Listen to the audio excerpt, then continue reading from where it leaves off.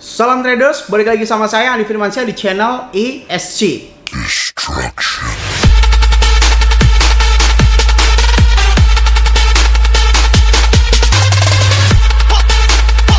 Oke, kali ini saya akan membahas tentang apa saja dan hari apa saja market itu akan turun atau naik. Video ini didasari dengan beberapa pertanyaan atau beberapa kesimpulan di mana ya orang-orang itu selalu bertanya, kenapa selalu terjadi ya teknik analitikal yang pada dasarnya secara kasat mata seolah-olah kita melihat sebuah kejadian yang berulang-ulang, baik di market Bing Bond ataupun market manapun ya. Misalkan kita ubah time frame-nya ke dalam 4 jam atau per hari ya, kita per hari, akan terjadi sebuah sesuatu yang berulang-ulang seperti ini. Ada naik, ada turun, ada naik, ada turun, ada naik, ada turun, dan lain sebagainya. Dan kalau misalkan kalian selama ini sudah belajar tentang teknik analitikal, baik Bollinger Band, SMA, MACD, RSI, SNR, dan lain sebagainya, coba kita sekarang belajar tentang fundamental. Nah, salah satu fundamental yang paling dasar adalah mengetahui hari di mana kita bisa mengetahui market itu akan turun ataupun naik. Sebelum itu ini hanya khusus market leverage saja.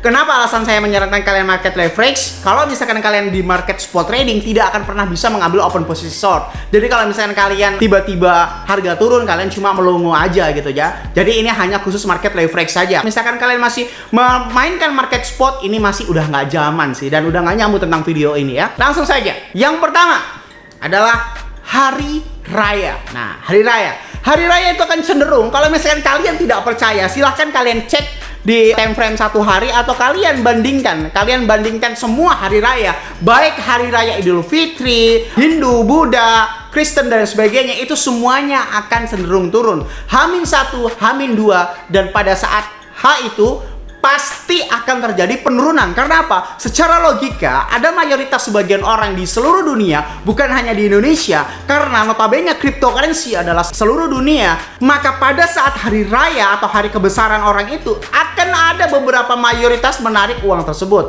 Akan terjadi instant sell yang secara bersamaan yang mengakibatkan harga akan semakin turun. Seperti itu. Hari raya ini perlu dihati-hati. Jadi kalau misalkan kalian udah dekat hari raya, semua agama, hari raya semua agama ya, baik agama Islam ataupun Hindu ataupun Buddha, Kristen, dan lain sebagainya, semua harus berhati-hati. Dan kalau misalkan kalian masih ambil posisi long dan berharap itu naik ya, coba tolong berpikir sekali lagi, alangkah lebih bagusnya untuk take profit ya, karena akan terjadi penurunan yang cukup signifikan, apalagi biasanya kalau hari raya besar gitu kan, seperti Idul Fitri ya, seperti hari raya Natal dan lain sebagainya gitu kan, tahun baru dan lain sebagainya kayak gitu ya. Dan harus ambil posisi short seperti itu. Kalau ambil posisi long, silahkan take profit. Dan kalau misalnya kalian ingin mengopen posisi, silahkan kalian ambil posisi short. Oke? Lalu yang kedua adalah hari libur. Hari libur ini adalah definisinya sebagai tanggal merah dan berlaku untuk semua hari,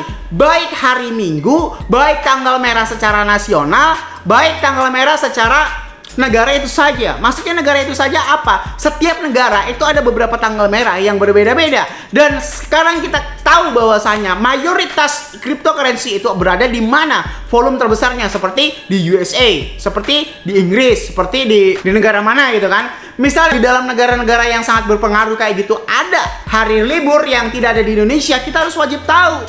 Itu biasanya akan terjadi koreksi. Ya. Kalau misalkan koreksi terlalu dalam, akhirnya supportnya tembus, akhirnya dump alias impact. Dan hari libur tersebut berlaku ke semua market cryptocurrency karena semuanya saling berhubungan, baik Bitcoin, Ethereum, XRP, Dogecoin, Shiba, dan lain sebagainya. Semuanya karena menggunakan pair yang sama. Ada pair USDT, ada pair Bitcoin, ada pair Ethereum, dan sekarang masih banyak lagi seperti BSC dan sebagainya. Semuanya saling berhubungan. Oke, lalu yang ketiga ini adalah weekend. Apa bedanya hari libur dan weekend? Biasanya hari libur ini kan tanggal merah. Weekend ini ada dua bagian. Yang pertama adalah weekend Sabtu Minggu. Karena ada banyak sekali mayoritas di dunia ini yang sudah libur di hari Sabtu. Jadi kalau misalkan biasanya kalian mengenal istilah tentang red days ya, itu Sabtu dan Minggu itu adalah weekend. Dan satu lagi weekend yang mungkin kalian sudah tahu atau kalian tidak tahu, itu pada saat liburan sekolah biasanya akan terjadi seperti itu, atau cuti bersama akan terjadi koreksi seperti itu ya.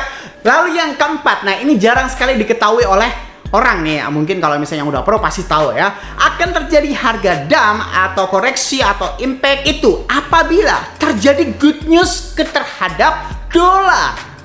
Nah, lo udah tahu belum? Udah tahu belum? Tahukah Anda bahwasanya pair terbesar di dalam Bitcoin adalah USDT? USDT adalah representatif dari USD alias dolar. Jikalau terjadi berita baik alias good news di dalam dolar, dolar ini naik kan? Dolar naik. Bagi kalian yang main cryptocurrency pasti tahu kalau misalkan dolar naik, Bitcoin akan anjlok. Karena pair terbesar di dalam Bitcoin adalah USDT. Dan sekali lagi, USDT adalah representatif dari USD alias dolar. Kalau misalkan kalian mendengar tentang good news alias berita bagus tentang dolar, misalkan dolar akan naik ke 17.000, dolar akan naik ke 18.000, dolar akan naik ke 20.000, itu akan ngefek terhadap Bitcoin dan akan terjadi dump atau koreksi. Dan harus kalian mengambil posisi short. Nah, itu kalian udah tahu belum? Jadi kalau misalkan kalian nggak tahu, coba hati-hati apabila kalian mendengar good news untuk dolar. Oke? Selanjutnya adalah berkebalikan dari itu. Kalau misalkan kalian melihat beberapa hal tadi ya kan, itu secara fundamental short ya kan. Ada beberapa fundamental long alias buy, ya itu tadi berkebalikan dari apa yang saya ungkapkan tadi. Ya kan, kalau misalkan hari libur berarti lawannya adalah hari Senin, Selasa, Rabu ya. Senin, Selasa, Rabu. Kalau misalkan hari Senin ini biasanya cenderung dari jam 12 siang mulai terdeteksinya. Kenapa? Itu di dunia itu kan berbeda-beda. Hari Senin sekarang udah jam 9 pagi di Indonesia, tapi belum tentu di luar negeri sana. Jadi biasanya dimulai dari jam 12 harga akan mulai naik. Senin, Selasa, Rabu. Hari Kamis dan Jumat, kalau misalkan kalian ambil posisi long, itu masih sangat bahaya sekali karena udah dekat dengan weekend. Ada beberapa trader yang mengulang hal itu terus-menerus dan akhirnya mendapatkan profit yang sangat maksimal ya. Seperti itu. Dan jangan lupa tentang dolar tadi. Berkebalikan juga, kalau adanya good news maka Bitcoin itu akan turun. Tapi kalau misalkan ada bad news tentang dolar, misalkan dolar akan turun 10.000 misalkan. Walaupun semenjak saya hidup jarang banget ya dolar turun. Adanya naik terus turun dikit kayak gitu ya, biasanya kayak gitu. Tapi andai itu terjadi, siap-siap Bitcoin akan naik karena pairnya itu akan terjadi ketidakseimbangan yang akan mengakibatkan harga Bitcoin naik ya. Kalau misalkan terjadi bad news terhadap dolar. Nah, fundamental seperti ini kita juga tidak boleh melupakan tentang apa yang terjadi di dunia kripto. Semua ini berlaku dengan catatan semua atau seluruh dunia kripto sedang seimbang.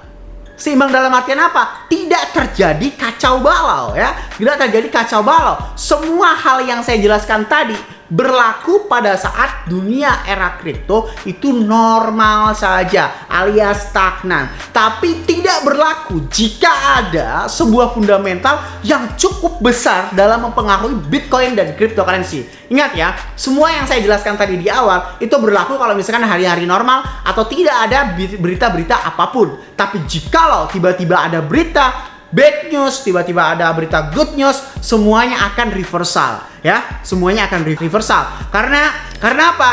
Jawabannya adalah secara logika yang saya jelaskan tadi itu adalah kaum minoritas alias kurang lebih 20-30% orang. Tapi ketika sudah ada news seperti cryptocurrency, misalkan penolakan Bitcoin di negara ini, Bitcoin akan segera diblokir. Misalkan tuh di negara-negara yang pair volumenya sangat tinggi, itu pasti akan terjadi dump.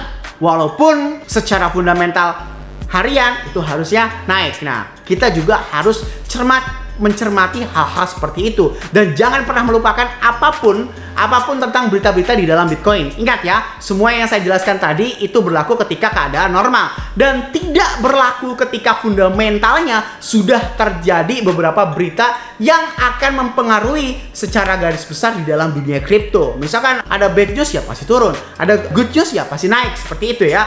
Tapi tingkatnya itu semana gitu kan, tingkatnya itu semana. Misalkan kalau yang ngomong itu cuma orang-orang kecil atau negara-negara kecil, itu nggak akan ngaruh. Tapi kalau misalnya ngomong orang-orang besar seperti kemarin itu terjadi saham gorengan di dalam Dogecoin, di dalam Bitcoin tiba-tiba naik 1 miliar gara-gara hanya Elon Musk bicara bahwasanya Tesla akan menerima pembayaran Bitcoin. Tiba-tiba Bitcoin naik sampai 1 miliar ya, kurang lebih ya. Kurang dikit lah mencapai 1 miliar. Beberapa waktu kemudian dia bilang Tesla sudah tidak menerima pembayaran Bitcoin. Langsung down sekarang sampai 500 juta. Itu manipulasi apa? Supaya apa? Ya supaya dia cuan gitu kan. Kita harus mengikuti apa? Kita harus mengikuti arusnya. Jangan pernah melawan arus. Sadari diri kita itu siapa? Diri kita hanya sebagian kecil kecil, minoritas di dalam pemain cryptocurrency ya. Kecuali kalau misalkan kalian itu ratusan triliun seperti para eksekutif dunia gitu, atau para elit global gitu mungkin. Nah, mungkin kalian bisa memanipulasi harga pasar atau bisa melawan pasar. Nah, kalau misalkan kita masih modal ratusan juta,